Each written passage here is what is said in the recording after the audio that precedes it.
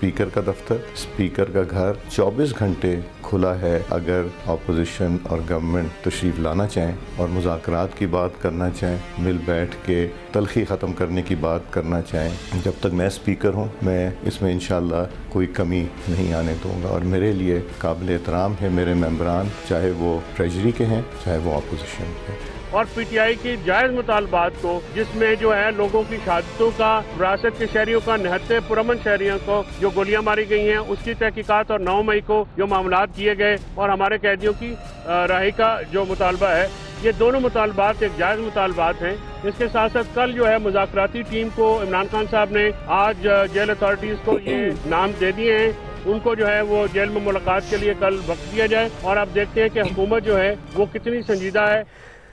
बिस्मिल्लाहिर्रहमानिर्रहीम, अस्सलाम वालेकुम नाज़रीन। गवर्नमेंट और पीटीआई के लहजे में नरमी के बाद मुज़ाकरात की राह हमवार होने लगी है। गुज़श्ता रोज़ तहरीक इंसाफ ने कौमी असम्बली में ये तजवीज़ दी थी कि मुज़ाकरात के लिए पार्लिमानी कमेटी बनाई जाए, जिसका हुकूमत ने भी एक मुस्बत जवाब दिया था। राना सना ने पीटीआई को मुज़ाकरात के लिए गवर्नमेंट का पैगाम भिजवाने का मशवरा दिया।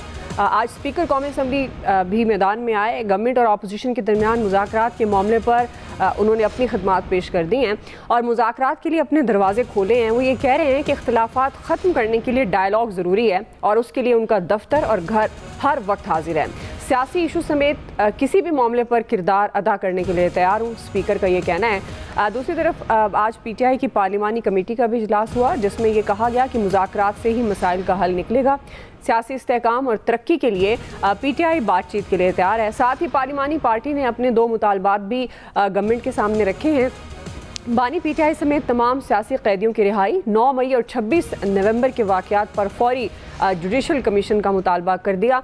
मगर हुकूमती वज़रा ये वाज़ेह कर चुके हैं कि पीटीआई की कोई पेशगी शराइत या मुतालबा नहीं मानेंगे और किसी सूरत गन पॉइंट पर मुज़ाकरात नहीं करेंगे। इसी से मुतल्लिक़ आज बड़ा सवाल होगा। पैनल का तारुफ करवा दूँ। प्रोग्राम में मेरे साथ हैं अयाज खान साहब, आमिर इलियास राना साहब, फैसल हुसैन साहब, नवीद हुसैन साहब और मोहम्मद इलियास साहब। आप सबका शुक्रिया। नवीद साहब, आपसे आगाज़ करूँ। चूँकि गवर्नमेंट और पाकिस्तान तहरीक इंसाफ के दरमियान मुज़ाकरात की जो राह है वो हमवार होने लगी है, जो दिखाई दे रहा है, क्योंकि तकरीबन रोज़ाना ही इस पर कहीं ना कहीं से कोई बयान आता है और हम भी इस पर सवाल करते हैं। अब इसमें जो नया एक शामिल हुआ कि स्पीकर कौमी असम्बली अयाज सादिक ने हुकूमत और पीटीआई को मुज़ाकरात के लिए कहा है और उन्होंने ये भी ऑफ़र दिया है कि मेरे घर के दरवाजे खुले हैं, आप किसी भी इशू पर पॉलिटिकली बात करना चाहें तो कर सकते हैं। जो हमारा बुनियादी सवाल, आपको क्या लगता है कि स्पीकर हुकूमत और पीटीआई को मुज़ाकरात की एक मेज़ पर ला सकेंगे?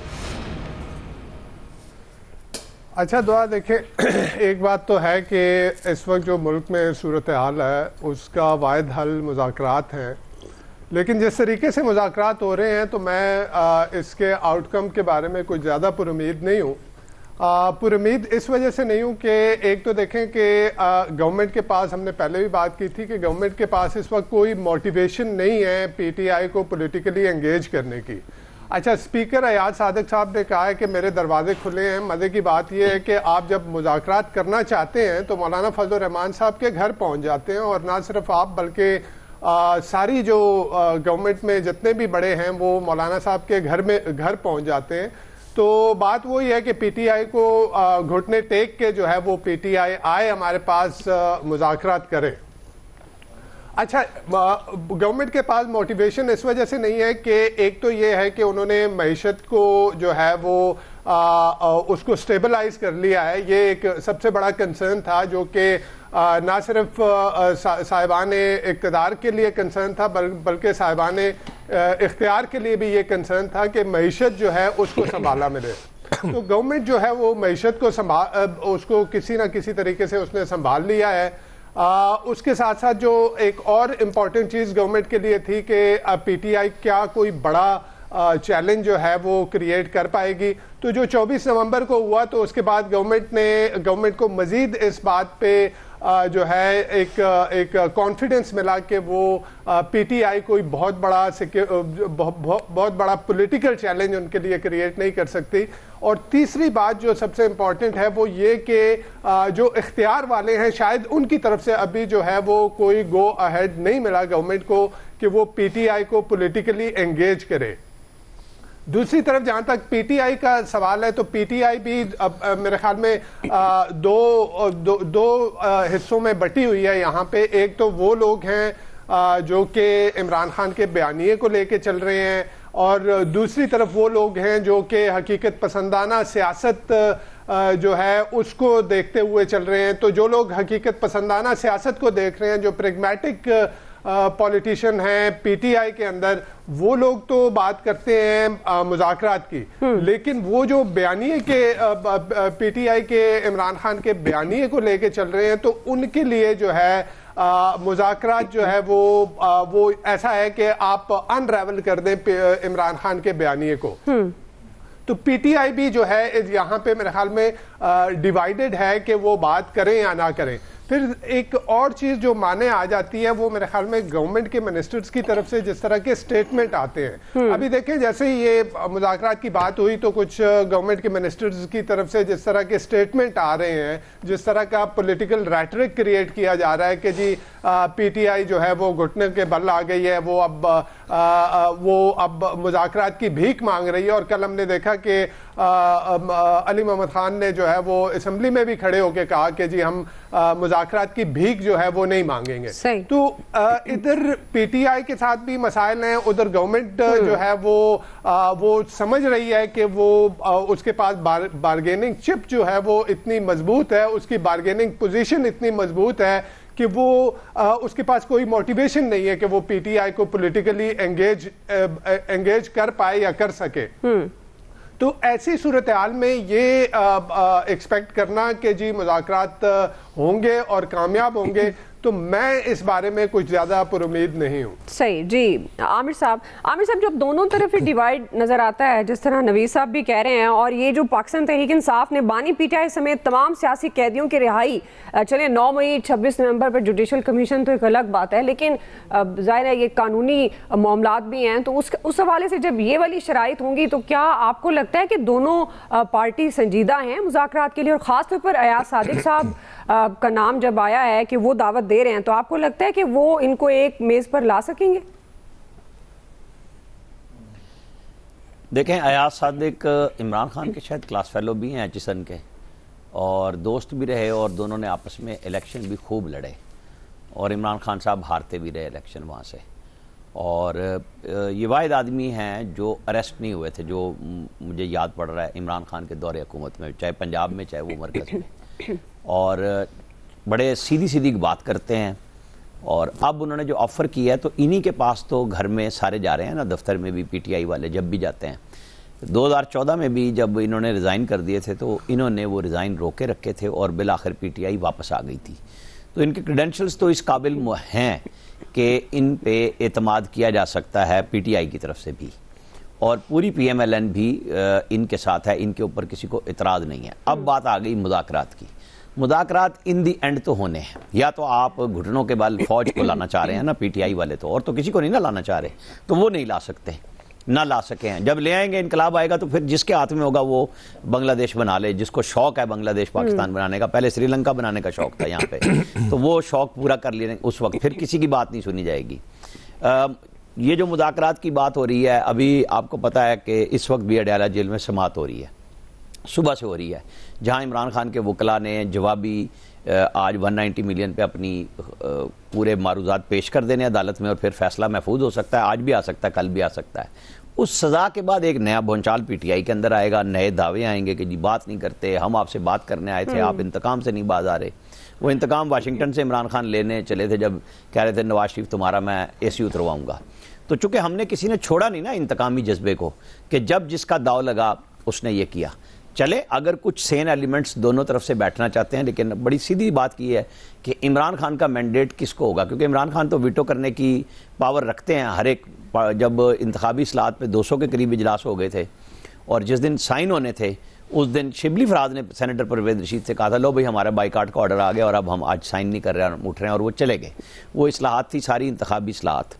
आज भी आप जब भी करेंगे फैसला तो इमरान खान ने करना है, और इमरान खान अब भी फौज की तरफ देख रहे हैं, जिसे वो झुकाना चाहते हैं अपने ओवरसीज पाकिस्तानियों के जरिए, अपने पेड यूट्यूबर्स के जरिए, जो पूरे का पूरा बयानिया फौज के खिलाफ के बाइकाट कर दो, फलाना कर दो, जो लफ्ज़ आप लिखे उसको गाली देने के लिए वो आ जाते हैं।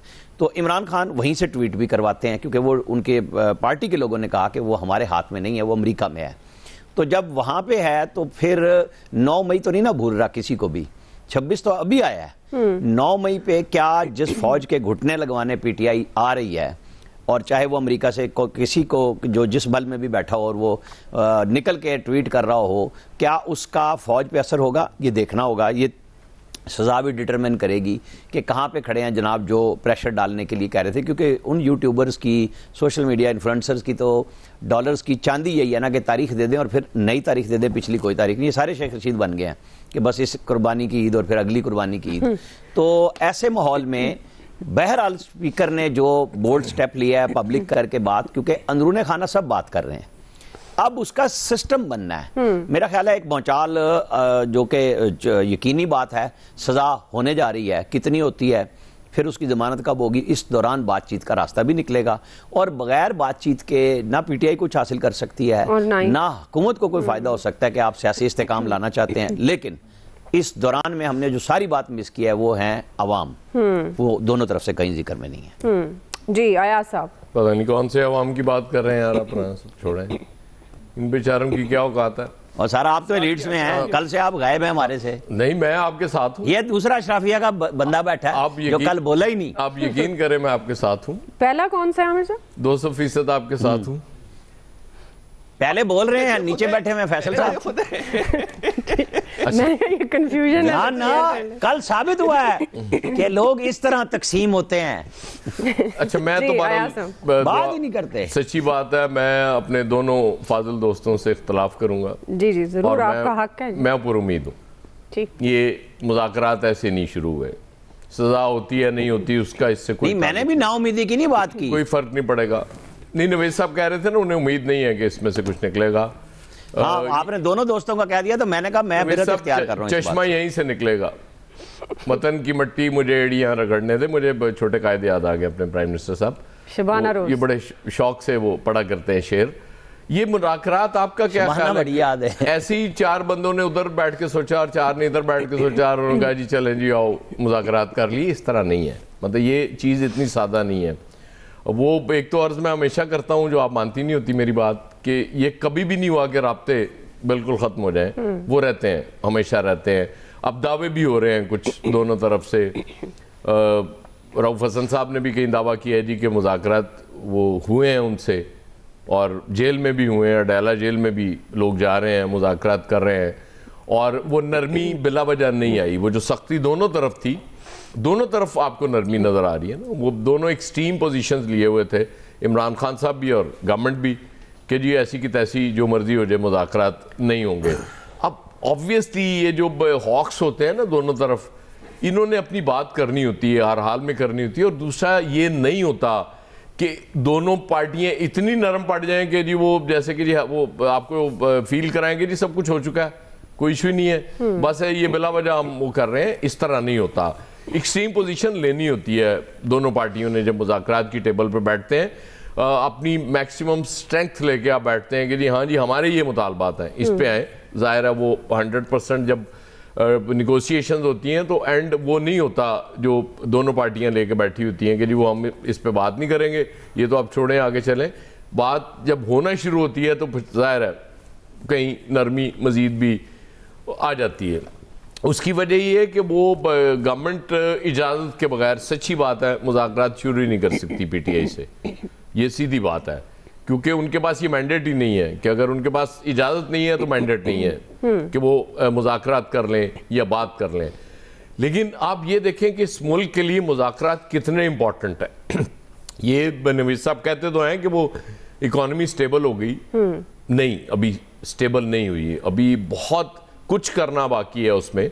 मतलब ये तो शायद इनको इसलिए लग गया ज़्यादा स्टेबल हो गई है क्योंकि 700-800-900% उन्होंने तनख्वाह डाली हैं पंजाब में वो अरकान ने और उनके वज़ीरों ने, लेकिन नहीं, वो अभी बहुत कुछ करना बाकी है। और अब तो आज मुझे बता रहा था शायद अमेरिका में भी इस पर कोई तबसरा हुआ है, अमरीकी दफ्तर खारजा के तर्जमान ने भी कोई तबसरा किया इस पर।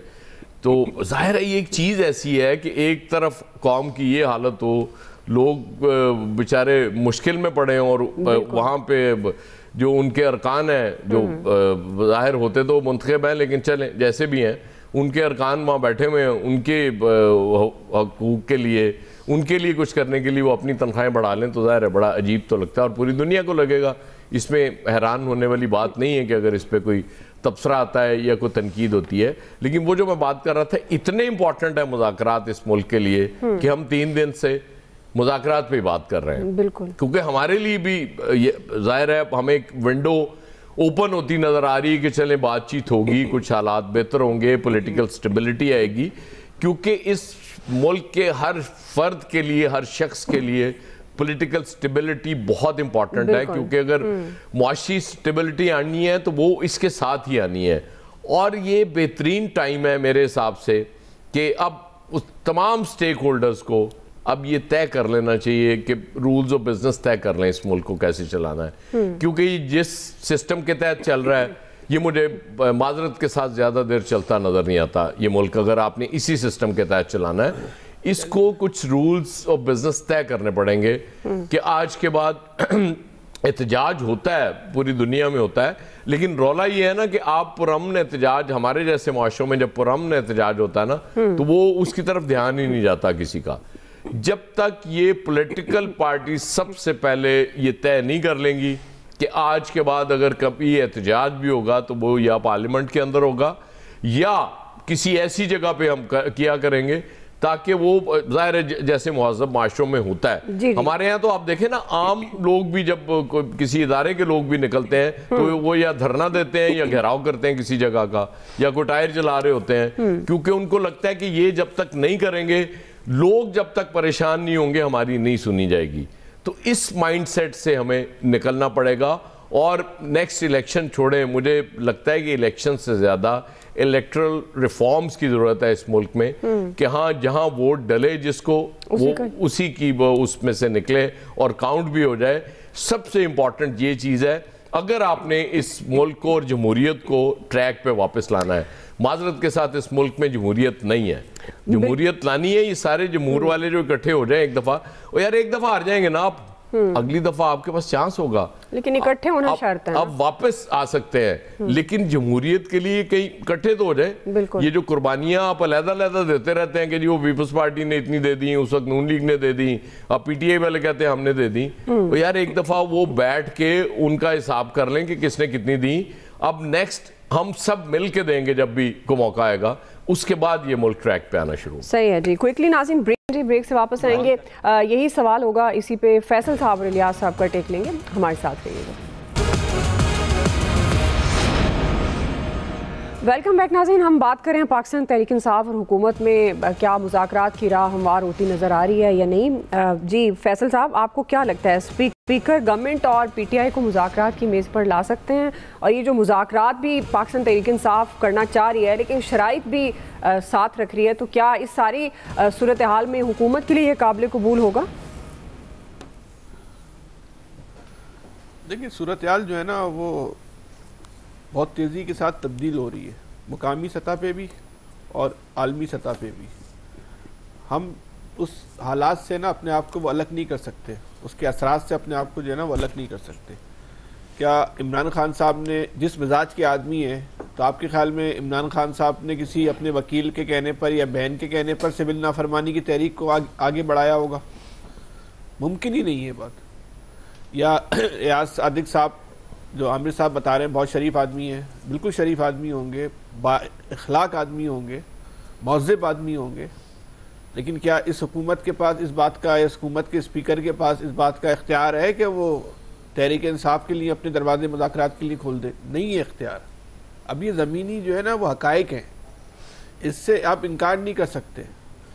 अब ये वक्त का जबर कह लें, हुकूमत की आप जो है बदकिस्मती कह लें, या जो हालात ने जिस तरीके से तेज़ी के साथ करवट ली है वो कह लें कि कार्ड जो है वो इमरान खान के पास ख़त्म होने चाहिए थे, लेकिन कार्ड जो है वो हुकूमत के पास जो है वो तेज़ी के साथ जो है ना वो ख़त्म होते चले जा रहे हैं। मुज़ाकरात आज की तारीख में जो सूरत हाल है, मुज़ाकरात इमरान खान से ज़्यादा हुकूमत की ज़रूरत है। इमरान खान की ज़रूरत नहीं रहे अब। ये एहसाब की जंग थी जो इमरान खान जीत चुके, अब ये ज़मीनी हकीकत, अब दिल चाहे तस्लीम करें, जिसका दिल चाहे तस्लीम ना करें। बेहतर यही है कि आप 20 तारीख से पहले इमरान खान से बातचीत करके बड़े मसाइल से बचने के लिए, बड़ी शराइत से बचने के लिए इनको अपने तय इनको राह कर दें, अपने तय इनकी जो है ना वो बात मान लें। फिर जो मुतालबात आने वो बहुत हम और आप डिस्कस नहीं कर सकते हैं टीवी के ऊपर। जो सूरत हाल होने जा रही है, अगर आप जो नई दुनिया का एक नया वर्ल्ड ऑर्डर बनने जा रहा है, उसमें जो नई जहतें आ रही हैं वो बहुत खतरनाक सूरत हाल होगी। उसमें पाकिस्तान में भी एक ऐसी लीडरशिप चाहिए कि वहाँ जो फैसले हो और पाकिस्तान करे, तो वो फैसले जो है वो पाकिस्तान में कौम तस्लीम कर ले। मौजूदा हुकूमत की कैपेसिटी नहीं है कि कोई ऐसे फैसले करती है आलमी सूरत हाल के तनाजुर में तो पाकिस्तान में कबूल हो जाएंगे। तो आपके ख्याल में फिर लीडरशिप बदल जाएगी या बदलनी चाहिए? देखिए, किसी के लिए अलमिया होगा, किसी के लिए खुशकिस्मती होगी। मैं एक दरमियान की बात कर रहा हूँ। इस वक्त इमरान खान ही इस वक्त पाकिस्तान में वो लीडर बचा है कि जिसकी बात को लोग जो है ना वो दरमियान की वजाहत करें। मौजूदा हुकूमत, मैं एतदाल से बात कर रहा हूँ ना, किसी एक फरीक की बात नहीं कर रहा, मैं तो सिर्फ सूरत हाल बता रहा हूँ। म्याना रवि कि ये जो कुछ म्याना रवि एतदाल के साथ बीच की बात कर रहा हूँ। सही सही, किसी की वो नहीं कर रहा मैं, हिमायत या किसी की मुखालफत नहीं कर रहा, एक न्यूट्रल होता है। जैसे आप जो करते हैं ना एक ही तरफ की बात, मैं ऐसी नहीं कर रहा। हाँ, न्यूट्रलिटी तो आपके चेहरे पे लिखी हुई है। बहुत शुक्रिया आपका, बहुत शुक्रिया, अल्लाह ताला खुश रखे आपको। देखिए, अब ये जो सूरत हाल है, इस सूरत हाल में ये चीज़ें बहुत तेज़ी के साथ जो है ना वो आगे बढ़ेंगी। ये जो बहुत सारी गलतियां हुकूमत ने कर चुकी है, देख सबसे बड़ी गलती क्या हुकूमत ने की, भाई 9 मई आप पहले निपटाते, 9 मई में आपने तातील उसको जो है ना उसको तवील किया या उसमें उसको खींचा लंबा। ये बड़ा इमरान खान को सजा देने के लिए जो दीगर मामला इतने अहम नहीं थे, 9 मई था एक ऐसा मामला जिसको आप चाहते तो तेज़ी के साथ निपटा सकते थे, लेकिन वो नहीं, क्या उसके पीछे आपके मकासद थे, उसको आपने उस तेज़ी नहीं दिखाई। सिर्फ बयानात की हद तक, टीवी की हद तक, डराने की हद तक, माफ़ी मांग लो, ये कर लो, फला कर लो, ढिमका कर लो। भाई नहीं मांगी माफ़ी, अब क्या करें? अब तो बोल रहे हैं अदालती कमीशन बना दो, बना दें अदालती कमीशन। गेम ही ख़त्म हो गया, फंस गई हुकूमत। कैसे बना दी अदालती कमीशन? नहीं बन सकता अदालती कमीशन। बहरहाल जो इस वक्त की सूरत हाल है, इस वक्त की जो सूरत हाल है, तो हुकूमत के लिए बेहतर यही है कि बस मुज़ाकरात जो भी टोपी ड्रामा करना है, फोटो सेशन वगैरह करा के चीज़ों को जो है ना हल कर ले। आने वाले दिन जो है वो हुकूमत के लिए जो है वो सख्त नज़र आ रहे हैं। हो सकता है ना हो, लेकिन जो ज़ाहरी सूरत हाल है, जो आलमी सूरत हाल में तब्दीलियाँ आ रही हैं, वो हुकूमत के लिए जो है वो आने वाले दिन जो है वो सख्त नज़र आ रहे हैं। हुकूमत से गलतियाँ कहाँ हुई? देखें, जब आप सियासी फैसले नहीं करेंगे जी, जब आप अपने फैसलों का इख्तियार किसी और को दे देंगे, तो फिर उसकी एक ना एक दिन आपको कीमत अदा करनी पड़ती है। ये बात मैं आज नहीं कर रहा, हमेशा से करता हूँ। ये नून लीग को अब जो उसने अपनी सियासत का जो थी कमक किसी और के हवाले कर दी, तो वहाँ से चीज़ों को जो मैनेजमेंट हुआ, तब उसकी उसने कीमत अदा करनी है। ये जो वो अब कीमत उसने अदा जो करेगी।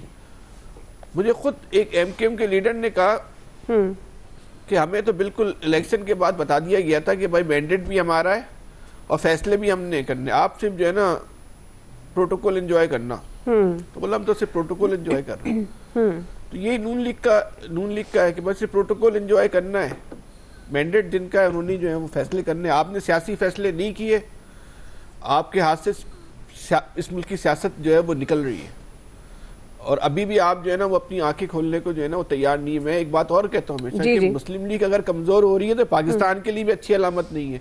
अगर पाकिस्तान एक जमाती निज़ाम की तरफ बढ़ रहा है तो ये पाकिस्तान के लिए भी अच्छी अलामत नहीं है। मुस्लिम लीग का मजबूत होना, उसकी अवाम में जड़ें मजबूत होना इस वक्त पाकिस्तान के लिए भी नागुज़ीर है, पाकिस्तान के लिए भी ज़रूरी है। लेकिन नहीं करना चाह रहे सियासी फैसला। हम और आप तो कुछ नहीं कर सकते, बेचारा अकेला सारा जिम्मेदारी जो है वो आमिर इलियास साना के ऊपर डाल दी है, खुद फारिग हो गए। सही बात। आमिर साहब की नाजुक कंधों पर ज़्यादा जिम्मेदारी आपके मुताबिक। जी इलियास साहब। देखिए जी, मुज़ाकरात होना अच्छी बात है, बिल्कुल आना चाहिए। जिस तरह के हालात हुए मुल्क, सियासी हालात, लॉ एंड ऑर्डर की सिचुएशन, इकॉनमी भी सारी सिचुएशन ख़राब हुई। इकॉनमी अभी वो बिल्कुल अभी चढ़ी है, बेहतरी की तरफ बढ़ी है, तो इसके मुस्तकिल रखने के लिए बड़ा ज़रूरी था कि आपस में जो पॉलिटिकल स्टेबिलिटी होना, ताकि बैरूनी सरमायाकारी आए। और जो इस तरह की बातें उड़ने लग गई थी कि जी वो कॉल देने लगे फिर से कि उसके जी बिल ना अदा करें, रेमिटेंस ना भेजें, तो इस तरह की जो चीज़ें हैं वो नहीं होनी चाहिए। बैठ के वो चीज़ें हटा देनी चाहिए और बैठ के मुज़ाकरात करने चाहिए। अब बिल्कुल बात बिल्कुल ठीक है, PTI पहले कहती रही कि मुज़ाकरात करें, तो उस टाइम नून लीग नहीं आ रही थी। अब उन्होंने कोई दरमियानी रास्ता निकाला है कि नून लीग ने स्पीकर के ज़रिए कहलवाया कि दोबारा आके मुज़ाकरात करते हैं। अब देखें मुज़ाकरात में क्या शराइत जो हैं उन पर अमल दरामद होता है कि ये मानते हैं कि नहीं मानते, कि क्या अपना गवर्नमेंट अपना मैंडेट वापस कर देती है, रिहाई कर देती है बानी PTI की, क्या उनकी शराइत देखने के, क्योंकि तब्दीलियाँ तो होने शुरू हो गई। काफ़ी मुलाकातें, बहुत तेज़ी से मुलाकातें, बड़े अहम लोगों की हो रही हैं मुलाकातें, लेकिन वो मंजर आम पर तो नहीं अभी आई। तो ज़ाहिर है कि इस चीज़ों को छुपाया जा रहा है, कुछ चीज़ें मामला तय पा रहे हैं या कुछ बदल रहे हैं तमाम, किसी साइड पर कोई चीज़ें काम हो रहा है जैसे कि कुछ होने वाला है, तो वो जैसे चीज़ें गवर्नमेंट को होती हैं तो उस तरह होती है। नून लीग की गवर्नमेंट भी काफ़ी इस मामले में मोहतात है, परेशान है कि क्या कुछ होने वाला है, किस तरह जो मामलात हैं वो सब देख रहे हैं। तो इस चीज़ जो चीज़ें हैं इसमें मामलात वाकई सही कह रहे हैं कि नून लीग की गवर्नमेंट ने ठीक किया कि अब मुज़ाकरात की तरफ आए हैं और बातचीत करके देखें कि क्या मामलात हैं। अब जाहिर है जब तय हो जाती कोई चीज़ को मामला तय करने हैं तो फिर तय करवा दिए जाते हैं। ये नहीं है कि पहले जैसे कह रहे थे मुज़ाकरात नहीं करेंगे या कोई उनकी शराइत नहीं मानेंगे, ये अब वो ज़ाहिर है टेबल पर आए हैं, बैठ के बातचीत करेंगे, कोई दरमियानी रास्ता निकालेंगे, क्योंकि मुल्क को चलाना है। तो मुल्क को चलाने के लिए ज़रूरी था कि दोनों का बैठना और तमाम सियासतदानों का बैठना, और ज़ाहिर है सबको एक टेबल पर लेके आए, उसमें कुछ चीज़ें मामला जो है तय पाएंगे। अब ज़ाहिर है इस पर भी बड़ी है कि फ़ैसला जो आज जो केस में समाअत जारी है इसमें भी कोई फ़ैसला आता है या क्या आता है, उसमें भी सारे मामलात वगैरह ये तमाम चीज़ें एक साथ हो रही हैं ताकि कोई किसी जगह साइड पर लगाया जाए तमाम मामलात को। जो रोज़मर्रा की कॉल जी और जो रोज़मर्रा की जो कॉल की दे दी जाती है, जिसमें देखें वो अब आप देख लें आज ऐवान में तकरीरें भी जो हो रही थी उसमें कि इतनी मार खा के भी वो फिर नहीं डटे हुए हैं और फिर इस तरह बातचीत कर रहे हैं कि वो फिर इस तरह के मामलात जो चीज़ें उठ रही हैं। तो ज़ाहिर है अब इन चीज़ों को समेटना पड़ेगा। अगर जितना ज़्यादा करते जाएंगे उतने मामलात ख़राब होते दिखाई देंगे, क्योंकि कुछ चीज़ें ख़राब होते दिखाई दे रही हैं, क्योंकि हालिया कॉल के बाद जिस तरह मार पीट हुई है, मामलात ख़राब हुए हैं, तो उस मामलात को सुलझाने की भी ज़रूरत थी। तो ये बिल्कुल ठीक है मुज़ाकरात हों, लेकिन मुज़ाकरात में ये दिखाएं कि क्या किन चीज़ों पर बातचीत हो रही है। वो फैसल साहब ठीक कह रहे हैं कि कुछ ऐसी चीज़ें आएंगी वो जो बातचीत करने से भी ग्रेज करेंगे सारे। तो मामलात है, इस मामलात को सुलझा के मुल्क को आगे बढ़ाना चाहिए। ये अगर फैसला करना होता गवर्नमेंट ने 9 मई इस पर बड़ी देर पहले फैसला कर दिया होता, क्योंकि मामलात गवर्नमेंट के फेवर में था, सारा मुल्क एक इस पर इकट्ठा था कि अगर वो फैसला हो जाते, लेकिन नहीं किए। जो दूसरे केसेस हैं उन पर मामलात गवर्नमेंट ने खुद डिले किया, सारा वही बिल्कुल प्रोटोकॉल एंजॉय करते रहे, तमाम मामलात वगैरह नई चीज़ें खरीदते रहे, तनख्वाहें बढ़ाते रहे, उन्हें तो कह रहे कि मज़े ले लें जो गवर्नमेंट आई है तो ठीक है। अब एक वक्त में आगे थे कि इनको लगा कि जी अब नहीं हम हट सकते, तो अब मामलात थोड़े और बदलते हुए दिखाई दे रहे हैं। जी नवीद साहब आप कमेंट करना चाह रहे थे? हाँ जी, मैं बेसिकली खान साहब ने कहा, मेरे ख्याल में खान साहब हमें क्रेडिट देना चाहिए, जहाँ गवर्नमेंट को क्रेडिट जाता है तो वहाँ देना चाहिए। इकोनॉमी स्टेबलाइज हुई है। अगर आप देखें कि $3 बिलियन के रिजर्व से अगर वो 12 बिलियन पे आ रहे हैं, अगर 38% की इन्फ्लेशन से वो जो है वो 10% से नीचे सिंगल डिजिट में आ रही है, आपके जो आपका करंट अकाउंट है वो सरप्लस में जा रहा है, आपका स्टॉक मार्केट उठ रही है, आपका रुपी जो है स्टेबलाइज है, तो स्टेबिलिटी है।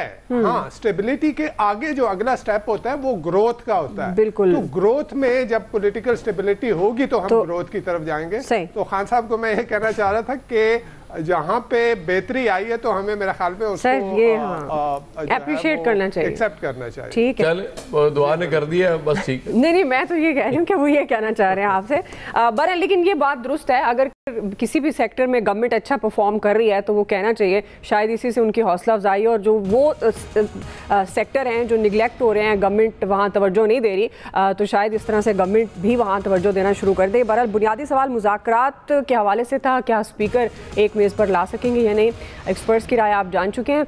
आप तमाम एक्सपर्ट्स का शुक्रिया। अभी हम एक ब्रेक लेंगे, ब्रेक के बाद वापस आएंगे। पोलियो से मुतालिक हम बात करेंगे। मुल्क में पोलियो केसेस में तशवीशनाक हद तक इजाफा हो गया है। अब तक मुल्क से पोलियो का मुकम्मल खात्मा क्यों नहीं हो पा रहा, इस तमाम तर मामले पर बात करेंगे। हमारे साथ हमारे मेहमान भी मौजूद होंगे, हमारे साथ रहिएगा आप भी।